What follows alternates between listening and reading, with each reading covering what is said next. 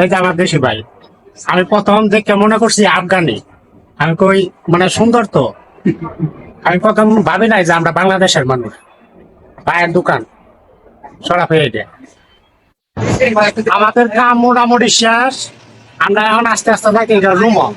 এই টাকা সানার লাগে 2 দিন পরে পরে আল্লাহকে সরা দিয়া চিপাইটা ভাই ঘোরা গাড়ি মজাই আলাদা না।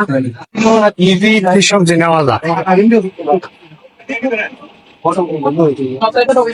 দেশি আলু, কচু, পটল, কার্বন সবই আছে বাংলাদেশে মোটামুটি। কি লাগবো কি নাই দেখছেন, পুরা বাংলাদেশের মতনই বাংলাদেশিরা আছে কেরালা দোকান। তারপরে এইদিন তো বুঝলে অনেক টাকা টকছিলাম, প্রচুর টাকা, এমন টাকা আর জীবনে খাই নাই, পালাই দিছি রান্না বান্না কইরা নিলাম সিনার আড্ডি দেখা। পরে গা পাইলাম কি জানেন, ও চামড়া চুমড়া যেগুলো অতৃপ্তিকর, মানে তৃপ্তি হয় নাই খাইবার জন্য, তারপরে পালাই দিছে। আর এটা হচ্ছে এই বুঝতে দোয়ান। তো সেই দিন প্রচুর টাকা নিয়ে টকাইছে, আর কিছু কোয়ার নাই। ভিডিও তো মনে করেন টিপ না দিয়ে কথা কোয়া শুরু করছি। গুরুত্বপূর্ণ একটা পার্ট ছিল, ওটাই গেছে গা। আজকে তো বৃহস্পতিবার, আজকে মানুষজন একটু কম, কালকে শুক্রবার হইব, কালকে মানুষজন হইব, ঠিক আছে।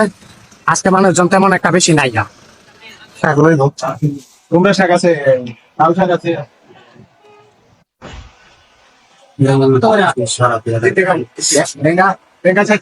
আগে সবজি মার্কেট ছিল, এখানে পুরাটা সবজি মার্কেট ছিল, এখানে প্রায় সময় আমরা রাস হইতো। এখন তো দেশি ভাইয়েরা যারা আছে বাংলাদেশি, তারা তো মনে করেন সবজির দোকান লয়ে লইছে।